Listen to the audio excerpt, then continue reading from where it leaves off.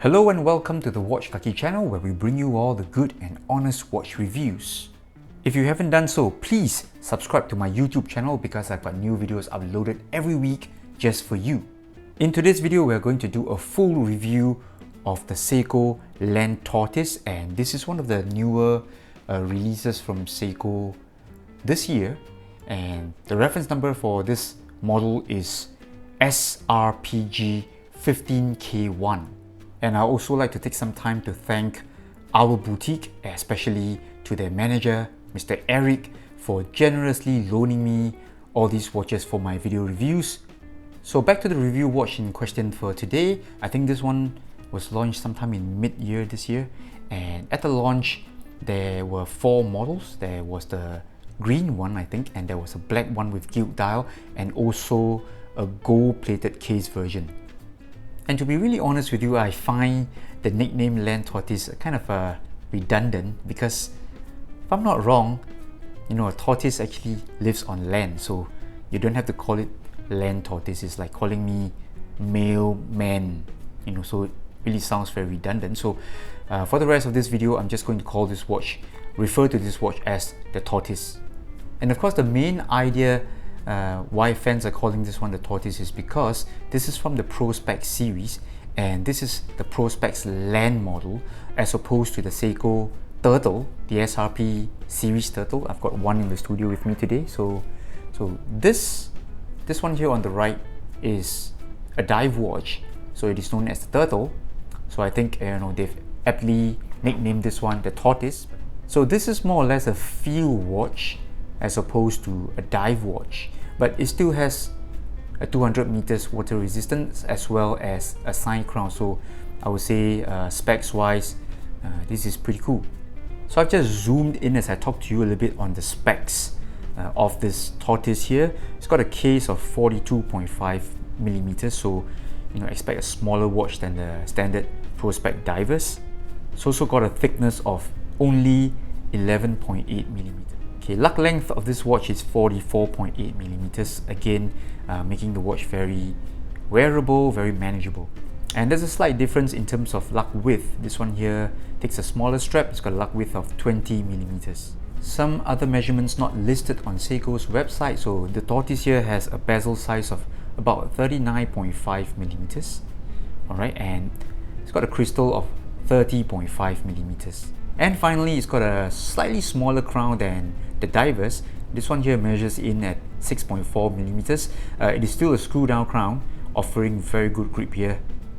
Now this version of the Tortoise comes mounted on a canvas strap and is backed by black leather. So on the scale, it weighs in at about 89 grams.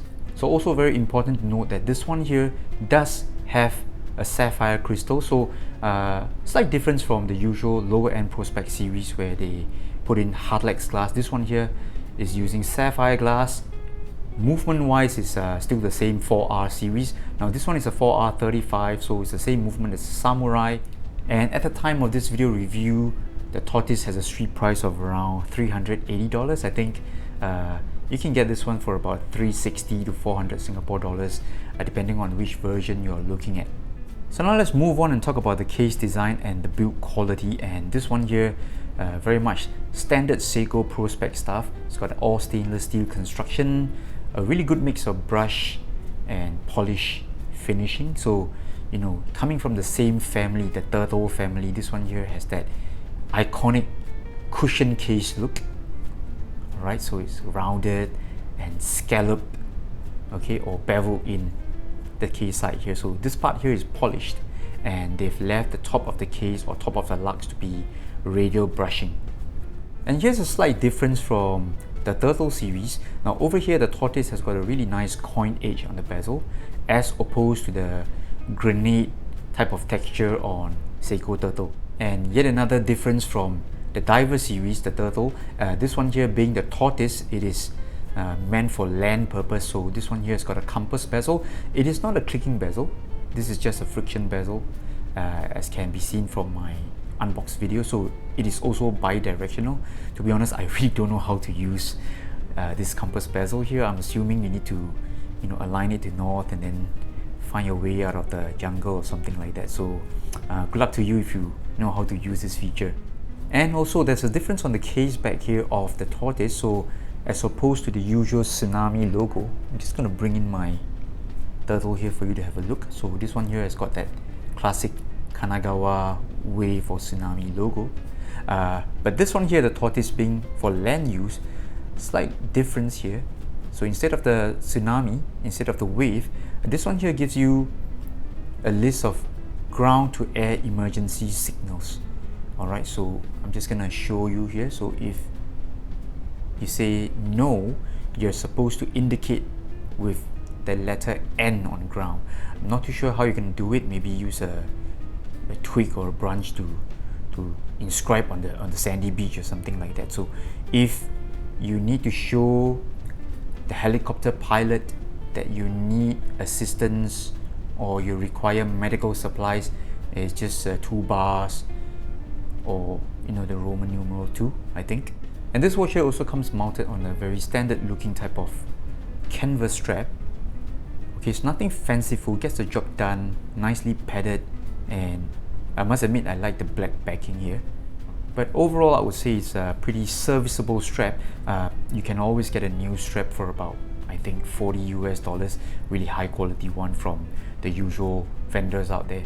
And now let's move on and talk about the dial design. So for this watch here, the Tortoise, there's a big difference from the Turtle series. So at one glance, you can see the main difference. So in terms of markers, in terms of hour markers, for the Land Tortoise, we're using bars and double bars.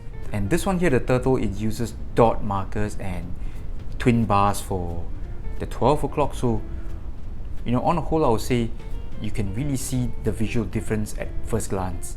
So on the SRPG15K1, this one here has got a really deep navy blue dial, and they really have applied markers here, and I would say everything is done really well. Execution here is very good.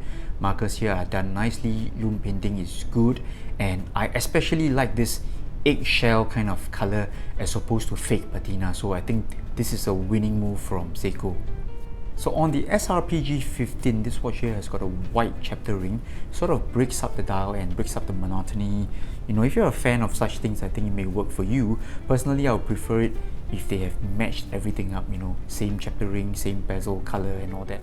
So with many similar Explorer feel style kind of watch, you've got a bi-color bezel. So I think this one here looks really good because the top half here is dark blue. Very, very close match to the dial, and over here you've got really nice gunmetal grey finish, and I would say again everything matches up really well. So the handset here on the Tortoise is also rather special. I don't think it is a recycled handset from any other Seiko model. So on its own, I would say it's got a really nice sword style of minute hand here, as opposed to the arrow minute hand on the Turtle. So I would say there's a bit of originality to it. And lastly, I just got to tell you that I love the black date wheel here. It's not a matching date wheel, it's a black date wheel, but just take a look. It doesn't break up, the dial, it doesn't spoil everything. So I've just charged up the loom with my UV torch. I'm going to switch off the lights and let's do a loom test. So here you go. As you can see, this is really good Seiko standard bright, super loomy bright loom. And I think again, you don't have to doubt whenever it comes to loom tests. There's no doubting Seiko, right? The only thing is the loom plots here are narrower, slightly smaller, but the intensity, the brightness is still typical Seiko high standards. And here's a wrist shot of the Tortoise on my wrist. My wrist is about 17 cm. That's about 6 3/4 for you. So as you can see, this is a smaller watch, also very much thinner, so just under 12 millimeters, and with a really short L to L distance, about 44.6, thereby making the watch so wearable, very comfortable. Plus it's got a 4 o'clock crown here, so wearability is just no problems at all. I've taken time to swap this into a FKM rubber strap because it's got drilled lug, so I think this is going to be a strap monster. You can slap on any strap onto this one, canvas, NATO, leather. It's just going to look really good on this watch, okay? And now it's time for a size comparison between the Tortoise and some of the watches I have in the studio today. So first up is the Omega Speedmaster, and you'll notice that the Tortoise is actually not that big. Alright, being a sports watch, it is about 42.5, but it is not that much bigger than the Speedmaster, or is it? Okay, so the Speedmaster does have all these crowns and all these extra crowns kind of thing, so I think they're about the same size, but in terms of lug to lug, I think the Speedmaster has an even longer lug to lug distance. So when you compare this one to the cousin here, the Turtle, immediately you notice that see, it is a much smaller watch, even in terms of thickness. So the Turtle is way thicker, coming in at about 13.4 with a larger case back. I think case back protrudes even more. Both watches, they share the same DNA, and of course they have got that scallop case side to it, the beveling, it goes all the way to the case back, and overall the cushion case design and all that, I would say they're more or less identical, just different scale, I think. So there you have it. That was my full review of the Seiko Tortoise SRPG15K1. I rate this very highly because I think it is a really fantastic design. It has all the classic elements of the Seiko Turtle, the really classic cushion case and all this partially hidden crown. I would say it's a really cool design, but it comes at a smaller size, very manageable. Thickness is only 11.8 millimeters, and case size, case length, all very manageable. So even people with smaller wrists, I think it's not a problem at all if you want to try this watch. Nice color combinations. You've got the blue one, you've got the black one, even the gold plated one. So if you're in the market to look for a field watch, explorer style kind of watch, and you also like this classic Seiko iconic diver case, I think this one here is a no-brainer.